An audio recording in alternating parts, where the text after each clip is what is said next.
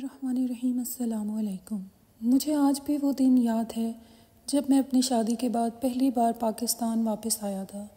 घर का हर फर्द एयरपोर्ट पर मौजूद था, जिसमें मेरी 2 साल की बेटी रमशा भी थी। मेरी आंखें आमना को ढूंढने लगी थीं, लेकिन इसको वहाँ ना पाकर मैं थोड़ा सा बेचैन हो गया। खैर, घर वालों से मिलकर रमशा को गोद में लिया तो वो ज़ोर ज़ोर से रोने लगी। रेहान, इसे मुझे दे दो, आपा की आवाज़ आई तो वो फ़ौरन ही आमना का पूछ लिया, अम्मा आमना क्यों नहीं आई मुझे लेने, और फिर इतनी छोटी सी बच्ची को भी भेज दिया। रेहान, तुम परेशान मत हो, वो तुम्हारे लिए खाना बना रही है। वो कौन सा रोज़ रोज़ काम करती है, आज सब लोग तुम्हें मिलने आए हैं तो इसलिए खाना बना रही है। आपा की बात सुनकर खामोश हो गया। एयरपोर्ट से घर तक कोई 1 घंटे का सफ़र था। मैं पूरा रास्ता रमशा से खेलता रहा। अब वो मुझे देखकर हंस रही थी। सब कुछ अच्छा लग रहा था, लेकिन दिल उदास था। काश आमना भी आ जाती। 3 साल हो चुके थे इसे देखे। क्या खाना ज़्यादा ज़रूरी था, मिलना नहीं? मेरे दिल में कुछ अजीब अजीब से सवाल उठ रहे थे। खैर, घर के दरवाजे पर पहुँचे तो आमना पहले ही गाड़ी की आवाज़ सुनकर वहाँ पहुँच चुकी थी। दूर से देखा तो दिल चाहा जाके मिल लूँ, लेकिन नहीं, बस दूर से सलाम किया और वो हल्की सी मुस्कुराहट के बाद पानी लेने चली गई। पूरा दिन मेहमानों का आना जाना रहा। घर वाले बहुत खुश थे। मेरे दोस्त अहबाब मिलने आ रहे थे। आमना किचन से निकली ही नहीं। कभी किसी को चाय पेश करती तो कभी खाना लग रहा था। जैसे मेरी आमना तो कहीं खो सी गई है। शाम हुई तो कुछ रश कम हुआ। सब खाना खाने में मसरूफ़ थे। सोचा आमना की कुछ मदद करूं। सुबह से बस काम में ही लगी है। अभी उठा ही था कि अम्मा ने बुला लिया, रेहान मेरे पास आकर बैठ जाओ। अम्मा, आमना से कुछ बात करनी है, आ रहा हूँ। इसे छोड़ो, काम ख़त्म करके खुद ही आ जाएगी। वैसे कौन सा काम करती है, आज ही करने लगी है तो करने दो। ये शायद दूसरी गांठ थी जो आमना के ख़िलाफ़ मेरे दिल में लगी थी। सुबह जब आपा ने काम करने का सुनाया, अब अम्मा की बात सुनकर मैं चुप करके बैठ गया और सोचने लगा, शायद अम्मा ठीक ही कह रही होंगी। आखिर को मेरी माँ है, गलत कैसे हो सकती है। रात को जब सब सोने चले गए तो आमना से कुछ बात करने का मौका मिला। आमना, इतनी चुप क्यों रहती हो? तुम तो बोला करती थी। याद है, पूरा दिन हम ऑफिस में बस तुम्हें चुप करवाया करते थे। कभी बतूल से लड़ाई तो कभी मैडम इरम से। आमना और मैं एक ही ऑफिस में नौकरी करते थे। आमना मुझे पहले दिन ही पसंद आ गई थी जब वो पहले दिन नौकरी पर आई थी। मासूम सी, पर बोलने पर पूरी तोता सी थी। हमने 3 साल तक एक साथ जॉब की। फिर मुझे बाहर जाने का मौका मिला तो जॉब छोड़ दी, लेकिन आमना को कभी नहीं बोला। इसको अपनाना चाहता था। तब भी अम्मा को राज़ी किया, जो कि इंतहाई मुश्किल काम था। खैर, आखिर वो दिन आ ही गया जब हम एक हो गए थे। बस 1 माह के लिए ही मैं अपनी शादी पे आ सका। शादी के बाद इधर उधर दावत और घूमना फिरना लगा रहा। पूरा महीना गुजर गया, पता ही ना चला। रेहान वो मैं, बस आमना ने भी इतना ही कहा था कि रमशा ने रोना शुरू कर दिया। आमना इसको चुप कराने और सुलाने में लग गई। मेरी आंख कब लगी पता ही नहीं चला। सुबह रमशा के रोने की आवाज़ से मेरी आंख खुली। आमना, यार रमशा को देखो, ये क्यों रो रही है। पर रमशा की मुसलसल आवाज़ से आखिर मैं उठ गया। आमना, कहाँ हो यार? आमना, आमना। मैं रमशा को लेकर बाहर आया तो फिर से आमना को किचन में पाया। चने कम पड़ गए हैं आमना, चने और लाना। अम्मा की आवाज़ मेरे कानों में पड़ी तो कुछ देर रुक सा गया। सब लोग खाने की एक मेज़ पर मौजूद थे, सिवाय आमना के। अम्मा ने मुझे देखा तो बुला लिया, आ जाओ, नाश्ता तैयार है। देखो, तुम्हारे सब बहन भाई मौजूद हैं।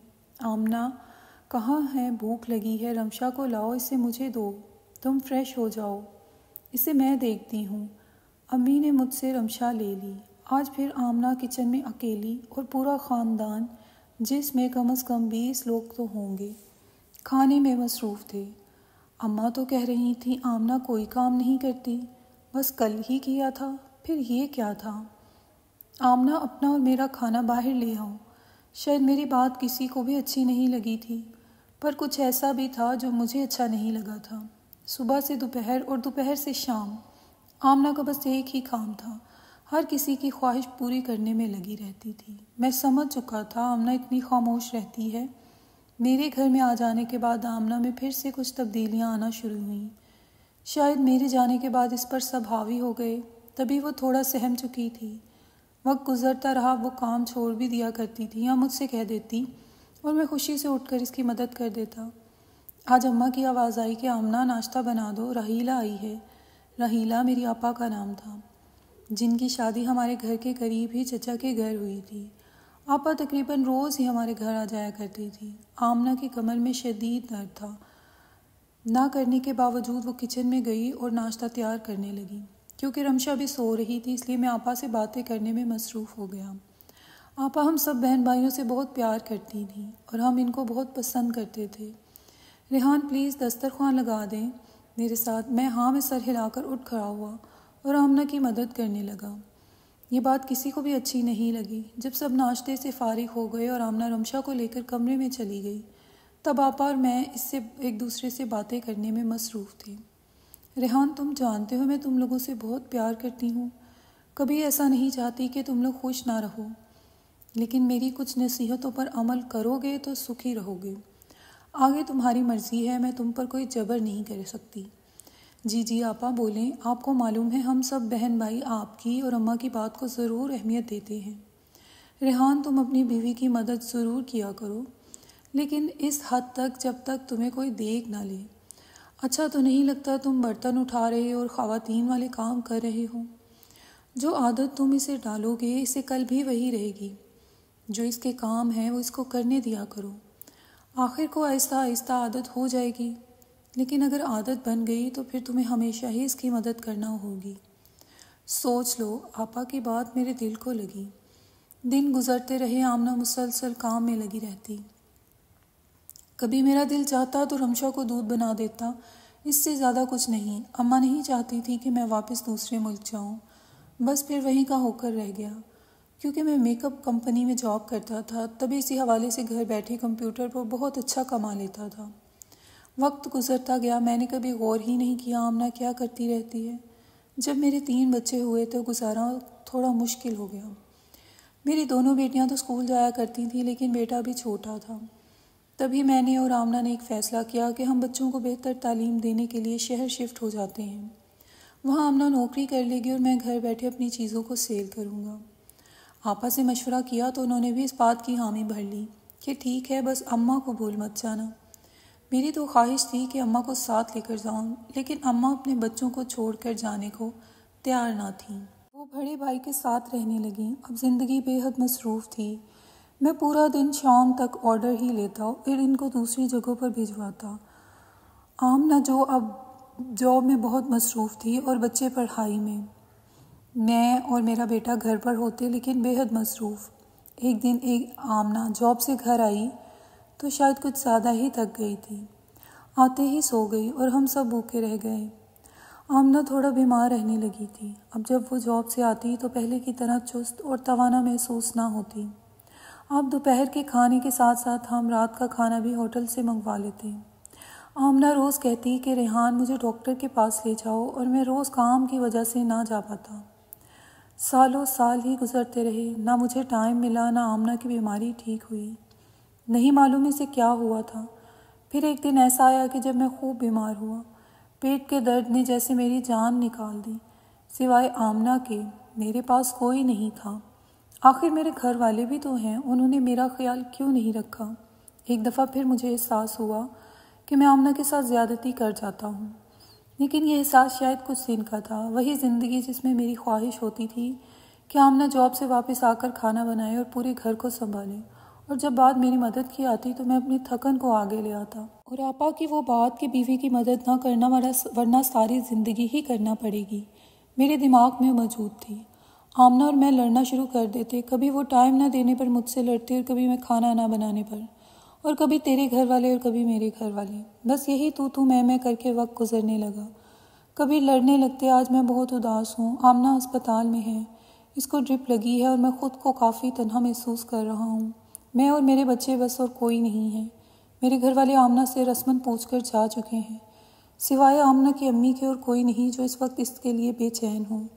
مجھے آج بھی وہ دن یاد ہے کہ ہم کیوں لڑتے تھے، اپنا وقت ضائع کرتے تھے۔ کیوں میری آپا نے مجھے یہ نہیں کہا ریحان اپنی بیوی کی مدد کیا کرو، یہ نبی صلی اللہ علیہ وسلم کو بے حد پسند ہے۔ کیوں میں آمنہ کو ہر دفعہ غلط کہہ دیتا تھا اور بس مجھے یہی لگتا تھا کہ یہ بس کام سے بھاگنے کے چکر میں لگی ہوئی ہے۔ کیوں میں اپنے گھر والوں کی بات ہر دفعہ صحیح سمجھ آتا تھا۔ میں نے اور میرے گھر والوں نے آمنہ کو بدل ڈالا تھا۔ وہ آمنہ جو زندگی جیا کرتی تھی، میں نے اس کو خوشیاں اپنے تانوں سے ختم کر ڈالی تھیں۔ میں اس کا خیال تو بہت رکھتا، اس سے اچھا بھی رکھتا، لیکن پیسوں کی حد تک۔ آمنہ تم واپس آ جاؤ، میں تمہارے بنا جی نہیں سکتا۔ تم میری زندگی کی ساتھی ہو، مجھے تمہارے ساتھ کی عادت ہے۔ بس ٹھیک ہو جاؤ یار۔ مجھے آج سمجھ آیا کہ وہ تو کھانا بھی نہیں بناتی تھی، پھر بھی کیوں تھک جایا کرتی تھی۔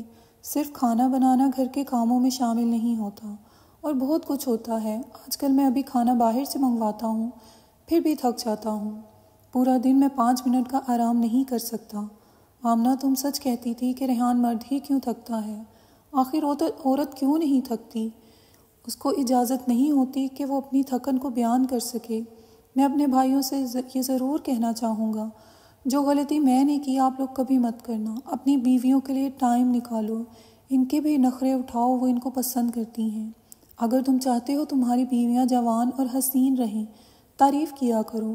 جو مرد حضرات زیادہ غصہ کرتے ہیں، ان کی بیویاں جلد بیمار اور بوڑھا ہونا شروع ہو جاتی ہیں۔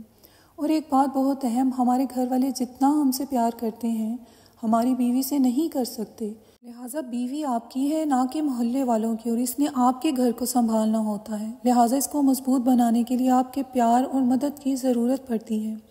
ہمارے پیارے نبی نے کیا، وہ غلط کیسے ہو سکتا ہے؟